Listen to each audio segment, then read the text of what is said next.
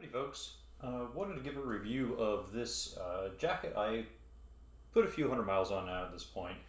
I've seen some questions on the internet on it, and I'm, as far as I know, the only person who's been crazy enough to buy the first go-around AMT, and now also the AMT-R, which is the kind of, I don't know if it's second gen update, new model, regardless of however Alpinestars is doing their stuff.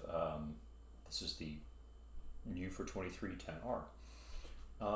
Quick note on sizing before I get into anything else. So this is a size large jacket. And Alpinestars has a new size chart out as of last year on their website, which I think is really good. It walks through the increments of how they do their fit patterning. I will say that for me, this large is a fairly snug fit, and I'm about a 42-inch chest, 175 pounds, 33-inch waist. So this is definitely less of a like full layered touring cut and a little bit more of a like snug summer mesh jacket cut. So that's kind of the note on sizing. As far as features of this jacket, the big thing here is what you're getting is a fully waterproof laminated shell that's convertible into a full summer mesh, and then it has some flexibility in between when it comes to venting for that, you know, cutover line between cold and hot, where it's mild and you might need a little bit of airflow, especially if you're working harder off-road. So I'm going to walk through the shell first because that's the big change here from my other video on the regular 10, AMT-10. And the big difference is that the shell, or crop top, which is all of this kind of olivey gray around, is a heavier duty polyester laminate than on the AMT-10 and AMT-10 Lab jackets. So you have a fairly durable construction all the way across, very similar to like a normal Alpinestars adventure jacket. And then on top of that, you have super fabric overlays on all of your primary impact and wear zones, which are not to protect you, it's to protect the shell. So these are here to give durability. They're like glued on, and they flex with the jacket to try and prevent delamination over time. And they're there to help this shell sustain minor off-road impacts, right? So if you're riding dual sport and you blow a corner and you do a little spill at a relatively low speed, you might go tumbling into some gravel, and this should prevent the shell from being ruined, because obviously you're not going to buy another one of these, so you don't want to ruin that. As far as other features, you have a really nice elasticated outer cuff part. So to put this on, you open it wide and you can pull this cuff out quite a bit, and then you can snug, if you're using a gauntlet waterproof, you can snug it down over the inner mesh cuff, and then you just kind of bring it shut, and you've got a really good weather seal, keeps the air in and water out. You have the venting. When you have the waterproof shell on, you have the zips that come, sorry, I did that wrong actually. That's the fastener zip. The vent zip is that second one there. Zips up from the bottom, and then you get some airflow around to reveal all the mesh. If you want even more airflow, you can unzip the bottom zipper, which is the part of the multiple complicated way to fasten this whole thing together. And what this does is kind of allows this whole thing to flap around, or you can clip it in, and that's kind of the maximum airflow as it comes from the factory. You've got these two pockets here on the front, which are water resistant. They're the same laminate material, but they're not fully sealed, so they have little drains. You have a waterproof pocket on the bicep for quick access. They threw a couple Velcro bits on, and then flipping it around, you can see how this supports the Tech Air system beyond simply being a somewhat larger cut on the shell compared to the inner jacket. You also have these black expansion panels that are all flex material, so that if you're wearing a Tech Air 3 or Tech Air 5, it goes off. This whole thing can still inflate and not, squish in or have issues. You have hydration pack exits up top, and then at the bottom here, the way that this thing unclips from the back is they use a pair of Fidlock fasteners, a little magnetic fasteners, and those just clip in. I will say that getting the shell off, which I'll do right now, is something that's very difficult to do while it's on you for a couple of reasons. A, you have to like reach around and pull the zips around and work that Fidlock out. But the biggest thing is that to keep you fully waterproof, the collar snaps over the shell. So you have to kind of fiddle around popping this collar off with it on, which is actually kind of annoying to try and do. There's 3 poppers, one on the back, one on either side. And then once you have it unzipped around and unzipped from the top, and I'm doing this in real time to illustrate that this is not the easiest thing. I mean, if you compare it to a jacket combo that has like an over-under waterproof that you just pull over and zip up and you're done, it's a bit of a faff. Oh God.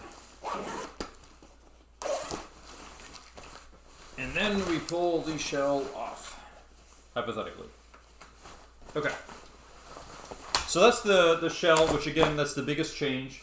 It's a little bulky, it's a little heavy. It's really nicely finished. It doesn't pack up super small, but it's not super big either, the crop top effect. Let me see if I can kind of pull it up a little bit better.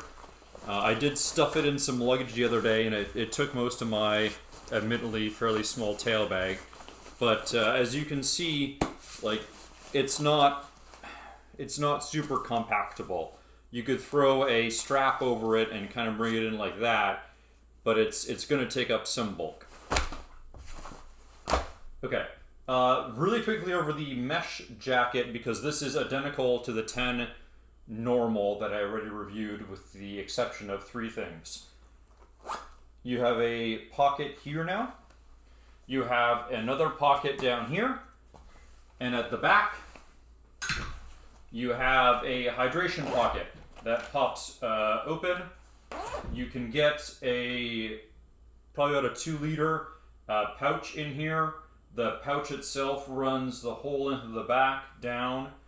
And it looks hilariously bulgy if you put something in it. Then you can pull the hose out there and route it around. There's catches on both the inner and outer where you can bring the end to. Otherwise, it's functionally identical to the 10. You have the same ride knit stretch everywhere. You have the same lightweight poly laminate for your chassis. You have the same Kevlar ripstop reinforced leather, which is really nice. Best abrasion protection in an adventure suit I've seen. Leather is just better.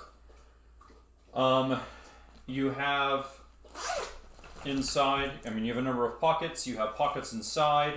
Behind the Matrix Kevlar mesh here, there are pockets for their Nucleon chest protectors. There is a 3D mesh back pad pocket.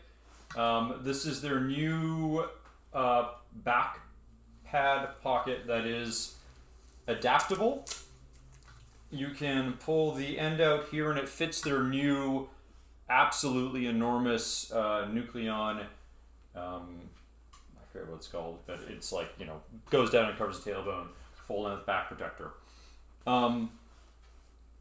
So that's the basics of this and the materials. So let me talk a little bit about comfort and then I'll get into some gripes. And protection. So really quick on protection, it comes with Nucleon Pro elbow and shoulder armor, huge coverage, decent. It's level 2. It's not like super great level 2. It's a little heavy. The elbow protector I do find to be a little flat, and because this isn't snug down, as we segue into comfort, it's a little bit of a loose fit. and I feel like there's some chance of mobility or displacement and an impact for the elbow armor. Because all that's really keeping everything in place is thumb loops.